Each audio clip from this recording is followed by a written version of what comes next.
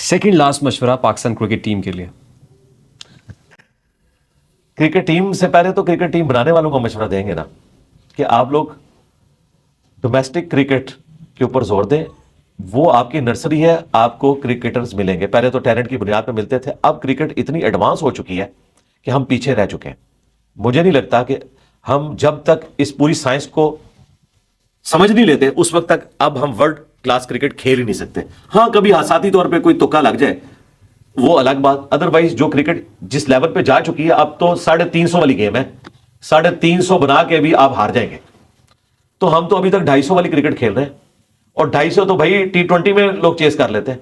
तो जिस तरह हॉकी में हम पीछे रह गए थे ना और दोबारा वो गेन नहीं कर सके, मुझे भी क्रिकेट में लगता है कि अगर हमने इस वक्त कोई इंटरनेशनल क्रिकेट का जो लेवल है उसे अचीव करने की कोशिश ना की, तो अब ये चैंपियंस ट्रॉफी में जो कुछ हुआ आपके सामने, ठीक है, ये बताएंगे कि कौन तौहीन कर रहा है और कौन नहीं कर रहा, ये जुडिशरी बताएगी। और जज जो होता है ना, वो हर तरह के मामलात के अंदर डिसीजन देता है एक्सपर्ट ओपिनियन लेने के बाद। आप देखते हैं कि मेडिकल का कोई केस होता है तो अब जज ने तो डॉक्टर की डिग्री नहीं हासिल की हुई, लेकिन वो एक्सपर्ट्स को बुलाता है और उसका इंटेलेक्चुअल लेवल इतना होता है कि वो चीजों को देख के फैसला कर देता है कि किसका मौकिफ दुरुस्त है। इस एतबार से जज जो है वो हर फन मौला होता है, क्योंकि वो एक्सपर्ट्स को बुला के उसकी बुनियाद के ऊपर फैसला करने की सलाहियत रखता है। कोई भी केस आ जाए उसके ऊपर वो डिसीजन कर सकता है। लेगा एक्सपर्ट ओपिनियन उन्हीं लोगों से कि जिनकी वो फील्ड है, लेकिन उसके बाद वो फैसला अक्ल की बुनियाद के ऊपर शवाहिद को देखते हुए कर सकता है।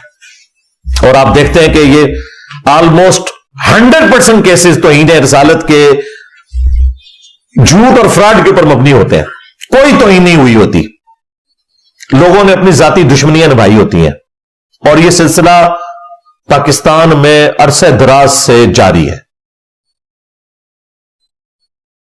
हां, थोड़ा वक्त गुजरता है तो पता चलता है कि जनाब वो जो फलां केस हुआ था ना, वो जो एक छोटी सी बच्ची जिसके कूड़े के लिफाफे के अंदर चंद एक पेजेस निकले थे कुरान पाक के, वो तो बेचारी कूड़ा चुनती थी और उसकी किसी मौलवी के साथ कोई जाती रंजिश थी, उसने उसके ऊपर इल्जाम लगा दिया। ये बहुत बाद में पता चलता है। उस वक्त तक तो अवामुन नास ने ऐसे शख्स को शहादत के रुतबे के ऊपर फाइज कर दिया होता है, क्योंकि पाकिस्तान में आप किसी के ऊपर FIR कटवा देना, फिर अवाम फैसला करती है। जुडिशरी तक तो वो केस जाता ही नहीं है। इवन जुडिशरी उसके हक में भी फैसला कर दे तब भी अवाम नहीं छोड़ती। हमारे अपने जेलम शहर में चंद साल पहले जमात इस्लामी से ताल्लुक रखने वाले एक आलिम दीन थे, उनके ऊपर झूठा इल्जाम लगाया गया तौहीन मजहब का। पिंड दादन खान, जो एक आप समझ लें छोटा शहर कह लें या कस्बा है जेलम का, वहां का ये वाकया, और जुडिशरी ने उनको बाइज्जत रिहा कर दिया कई सालों के बाद। वो बेचारे पहला जुमा पढ़ाने के लिए अपने बेटे के साथ आए और उसी मौके पे बाप बेटा दोनों को गोलियों के जरिए छलनी करके शहीद कर दिया गया। ये तो इस मुल्क की हालत है। मैं बार बार कहता हूं कि इसमें पहले नंबर के ऊपर मुजरिम हमारी स्टैब्लिशमेंट है, जिन्होंने ये ज़ोंबीज़ पाल के हम पे मुसल्लत किए। उसके बाद मौलवी है, उसके बाद जुडिशरी है, और उसके बाद चौथे नंबर पे अवामुन नास है। ये आप देख लें, ये जो अब हमारे ऊपर एक ज़ोंबीज़ का सिलसिला शुरू हुआ है कुछ अरसे से, इसको अगर आप डीप डिग करेंगे ना,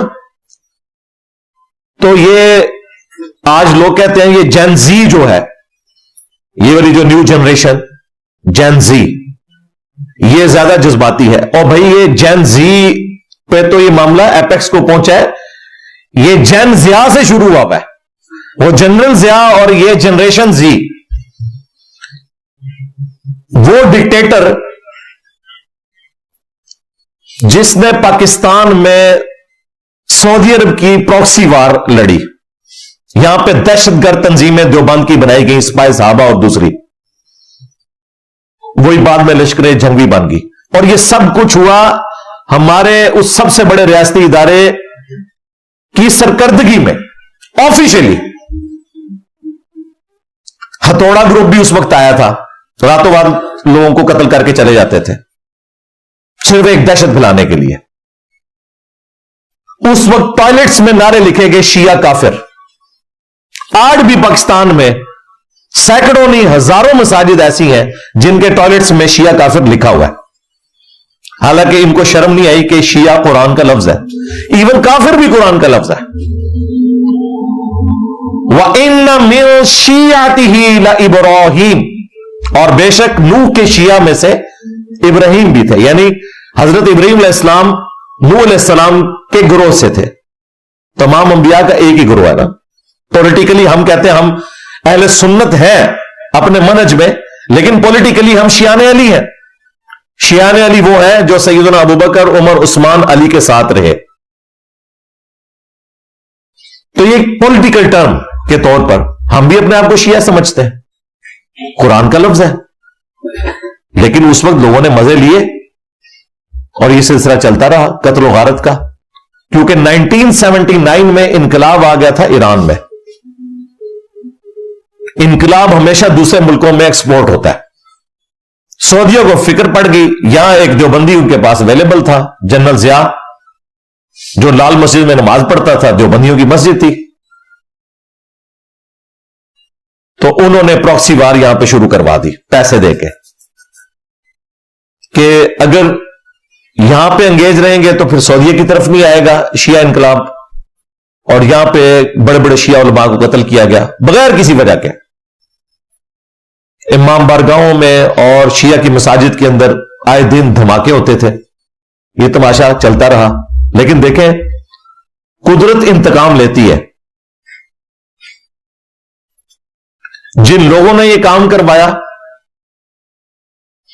उन पे फिर यही लोग मुसल्लत हो गए, क्योंकि बाद में जब मुशर्रफ आया और उससे वो लाल मस्जिद वाली एक्टिविटी हुई 2007 में, उसके बाद खुदकुश हमलों का सिलसिला शुरू हो गया पाकिस्तान के रियासती इदारों के ऊपर। वो रियासती इदारे जिन्होंने इन्हीं देवबंदियों को शिया को कत्ल करने के लिए इस्तेमाल किया था, वही देवबंदी उन रियासती इदारों के ऊपर मुसल्लत हो गए। कोई दिन नहीं गुजरता था कि कहीं ना कहीं पाकिस्तान में कोई धमाका होता था। हां 2, 3, 4 होते थे, अगर 4 ना हो तो 3, 3 ना हो तो 2, नहीं तो 1 जरूर होता था, और हजारों लोग कत्ल हुए। और इसका एपेक्स आया एपीएस का जब वाकया हुआ 16 दिसंबर 2014। फिर हमारे इदारों को होश आया कि जनाब ये तो मामला बिगड़ गया। फिर सब सर जोड़कर बैठे, इन्होंने ज़रबे अज़्ब के नाम से एक फौजी ऑपरेशन लॉन्च किया, और उन्हीं मौलवियों को जिनको ये यूज कर चुके थे, जो मॉडर्न फॉर्म में फिर फितना अल खवारिज बन गया, यानी कि टीटीपी, तहरीके तालिबान पाकिस्तान, उनकी सरकोबी के लिए इन्होंने यह सारा सिलसिला शुरू कर दिया। यह सिलसिला जारी था। बीच में एक और आफत टूटी कि हमें गोरों ने बताया कि जनाब अपने घर की सफाई करें। एफएटीएफ की तलवार हमारे ऊपर उन्होंने लटकाई कि आपको हम फिर ब्लैक लिस्ट कर देंगे, दुनिया में आप फिर जरीलो ख्वार हो जाएंगे।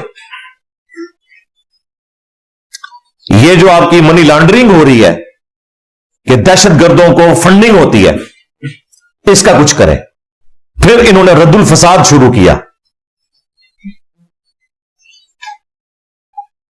अब ये ज़रबे अज़्ब हाफिज़हुल्लाह ताला और रद्दुल फसाद हाफिज़हुल्लाह ताला, और सबसे बढ़कर एफएटीएफ दामद बरकातुम आलिया,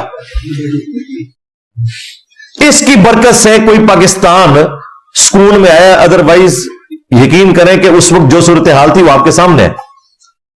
मैं तो खुद एक सेंसिटिव ऑर्गेनाइजेशन में डिफेंस की जॉब करता था, तो हमारे तो रोजाना ही ऑलमोस्ट एक कोई फैक्स आई होती थी तालिबान की तरफ से, और धमाके भी हुए। हमारे कई अपने साथी शहीद हुए इसमें, हालांकि हमारे इदारे का कोई डायरेक्टली लेना देना नहीं था, लेकिन उन्होंने फिर नहीं देखा कि ये एटॉमिक एनर्जी का इदारा है या डायरेक्टली फौज का इदारा है या फौज को सपोर्टिव कोई एजेंसी है या पुलिस का इदारा है जो एक सिविलियन एजेंसी है।